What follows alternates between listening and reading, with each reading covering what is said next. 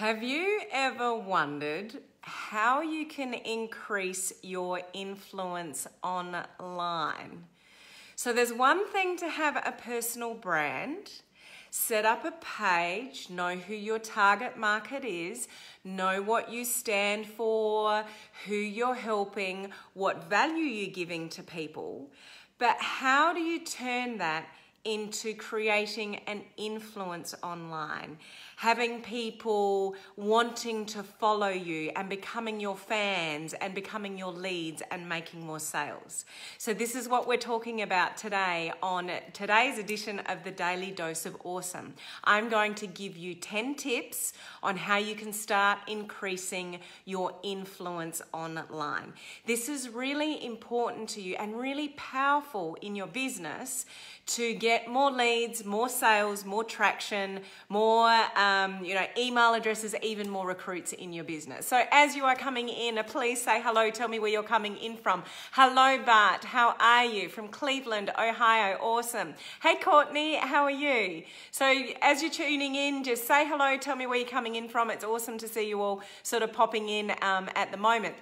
So I'll get straight into the content because I've got 10 of them, so I've got to fit it in on this training today, on this Daily Dose of Awesome. Hello, Noella, I think you pronounce it, from Ohio. It's awesome to have you on live. So the number one tip to start increasing your influence online, think reality TV. So why do we keep going back to these silly shows on reality TV that we can't get enough of? If you think about it, when we watch these people in reality TV, they are so real, they are so authentic, they've often, got lots of flaws and things going on, but people can't get enough of it. So the message here is to think reality TV for a couple of reasons. Make people want to come back to get more content from you, to keep turning up and listening to your lives, making them want more of you. So you've got to get people wanting to come back for more, listening to you more, wanting to get more content off you. So that's your job, to build really good value. But also don't forget to be real and authentic, because people actually connect and can relate to people that are more themselves, more genuine and authentic than somebody that you're not. Hello, Mark. How are you? Lovely for you to join me live. So really think like the reality TV side. It's not just coming back for more, but that's what you want. That's what you want people to feel about you. I can't get enough of Helen. I've got to keep turning up and watching her lives because she's so interesting. That's the kind of thing that you want your audience and your fans and followers to think about you. So how you create that is up to you, but really have a good think about that. What can you do to make people come back and want more? Hello, Michelle. How are you? Lovely to see you on live. So, and the other thing is, you really want to be genuinely and authentically you. And people actually relate. This is why people love reality TV.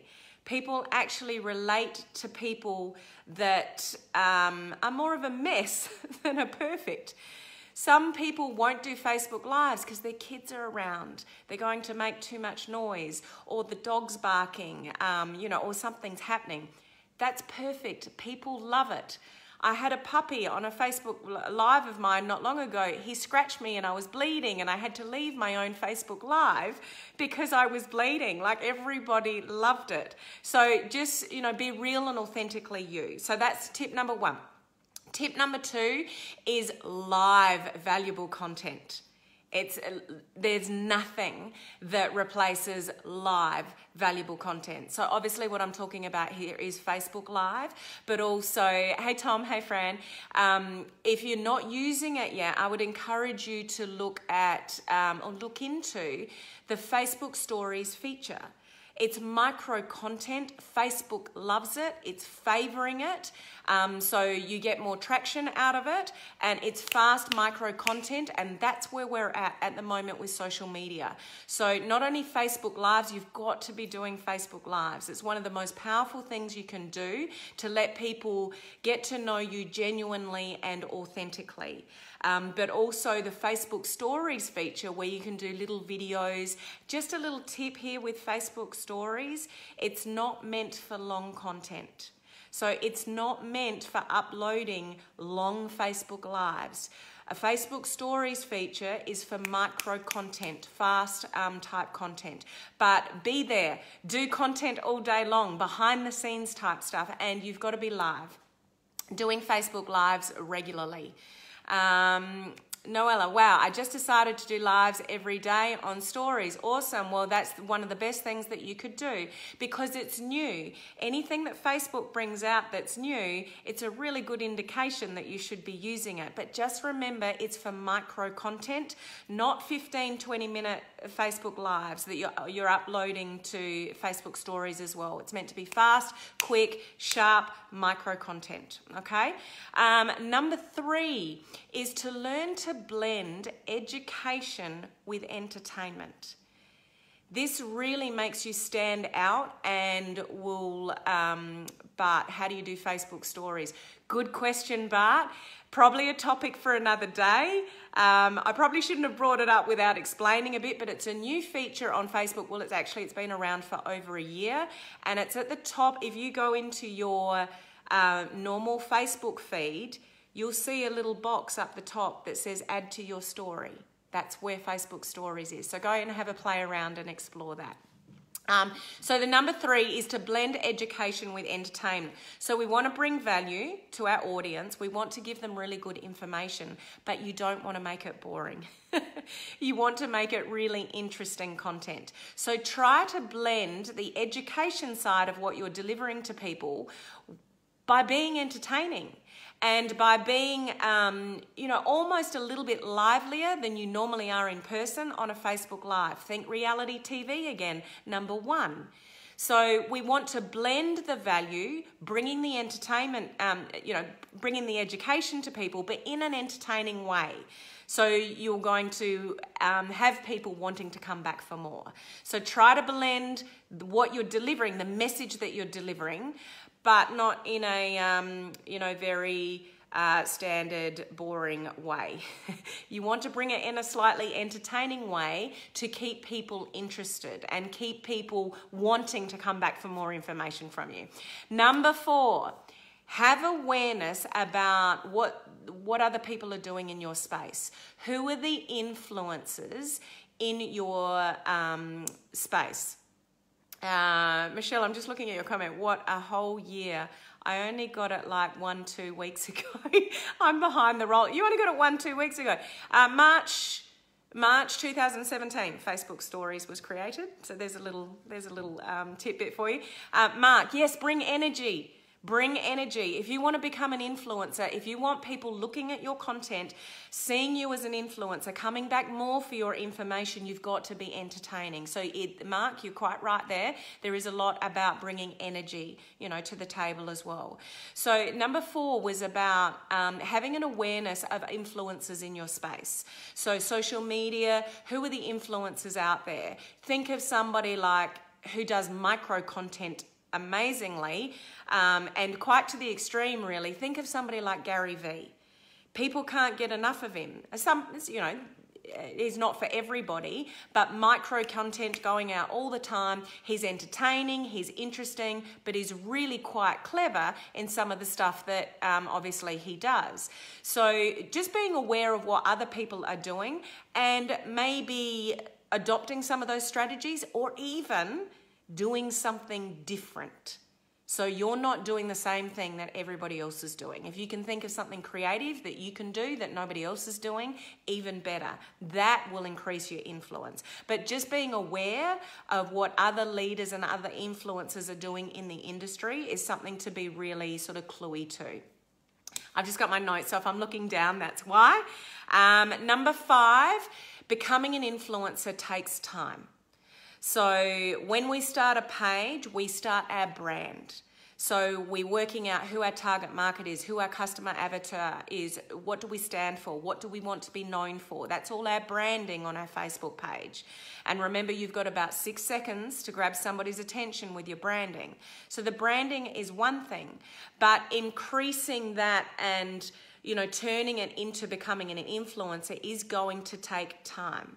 You're not going to suddenly start a brand and then have a really engaged audience. It takes time. But if you work on these other strategies that I'm giving you here, the other 9 strategies, and give it time, then you'll start to build your influence. And when people are listening and people are engaged, then they'll trust you. And when they trust you, they'll have no problem in giving you their email address, or even, putting their hand in their pocket to buy something off you. So just be very realistic about the time that it takes. And with that comes consistency. So you need to be doing live content consistently. So always showing up. If you show up, other people will show up too. Okay, so number 6, leading on from number 5, giving it time, is you have to be active on social media if you want to become an influencer. So somebody that shows up and does a Facebook Live 1 week but then disappears for 3 weeks and then comes back again, very little chance of being perceived as an influencer. So influencers turn up regularly, consistently, all the time, giving valuable content. So even when you don't want to. We all do that, don't we? I'm sure there's some of you that are on this live that have done Facebook Lives when you really don't feel like it, but it's just the commitment you make to your social media journey and becoming an influencer. So influencers do it even when they don't feel like doing it. Consistency will often outweigh skill. You don't have to be the guru. You don't have to have all the answers or the information. But if you keep showing up and giving value and giving live value, then that will outweigh the skill. So you've got to be consistent. So being active and being consistent, and use automation to your advantage as well. And you get a lot of those tools here that you're learning here at Elite Marketing Pro. So when you can't be live on your page, when you can't post things on your page, you use the scheduling tool that Facebook gives you. Do your posts in advance. So you don't need to be a slave to your page, but you've always got something going up there.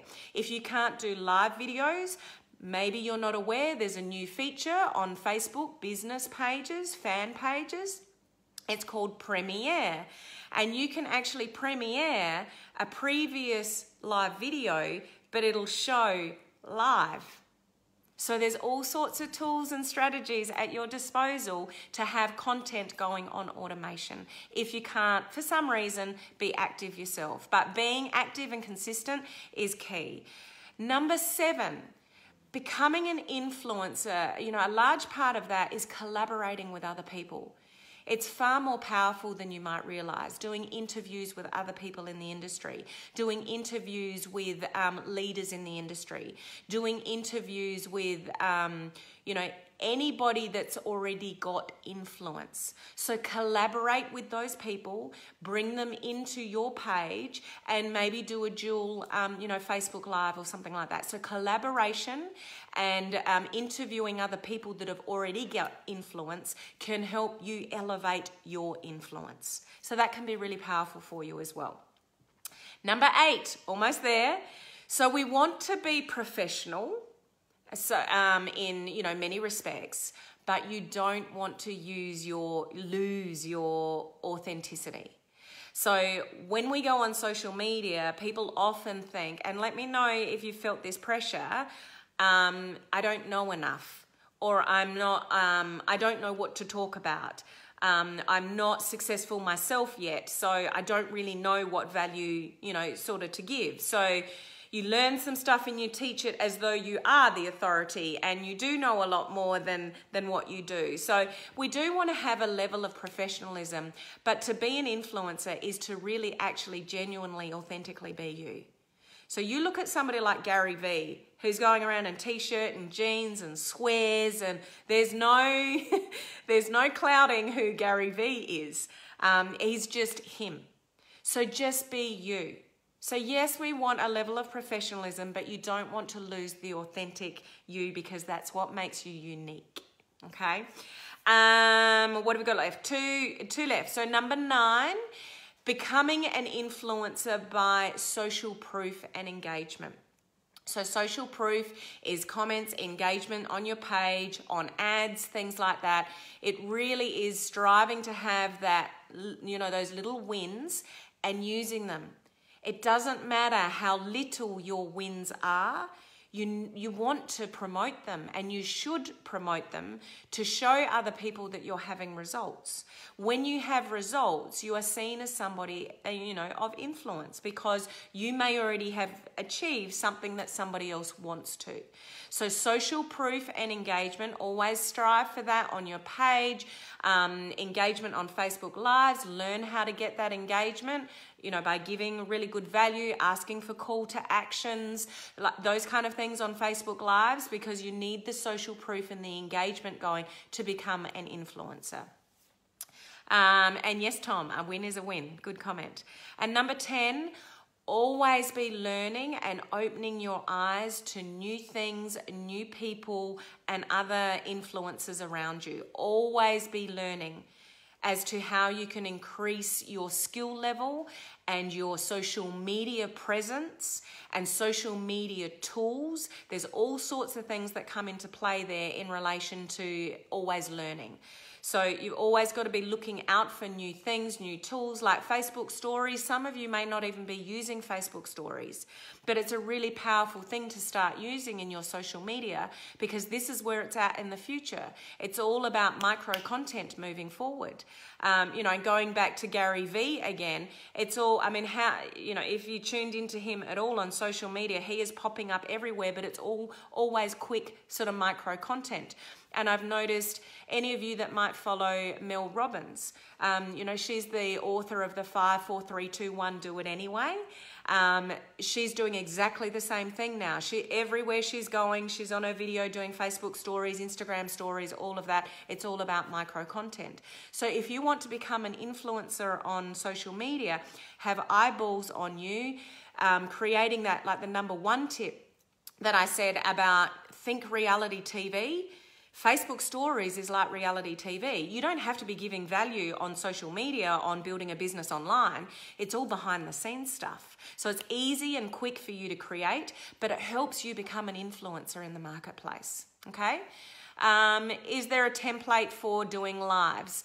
So I'm presuming you're meaning Facebook Lives. There's certainly training in the back office of Elite Marketing Pro available to everybody in the community on how to structure a Facebook Live, yes. Noella, thank you for coming live. No worries. So there's 10 quick tips for you to learn how to increase your influence online. It really is all about live content, giving valuable content, doing it consistently, keeping on top of what's happening in social media, like things like stumbling my words now, Facebook stories. That's very quick, easy to use. You can go snap, snap, snap, snap, snap all day long. And it's valuable content that you're getting out there, and that is something that you're going to see being used more and more and more in the future. Okay, so I really hope that's valuable content just to think about for yourself in what you're doing in social media and some of the things that you can maybe execute to just start to increase your influence. So over time, you can get people really engaged with you, and you've got loyal fans and followers that know, like, and trust you. And when you have that and you can achieve that and become an influencer, then you have the ability to persuade. You recommend something, people will have no hesitation in giving you their email address or buying something off you because they see you as somebody of influence. So it's a really powerful thing to achieve along with your personal brand. Okay? So I hope that was of value to you today. If it is, just put the word value down below. It's always awesome to be here on the Daily Dose of Awesome, and a privilege to be here with you today. So I will see you next time on my next edition of Daily Dose of Awesome. Bye.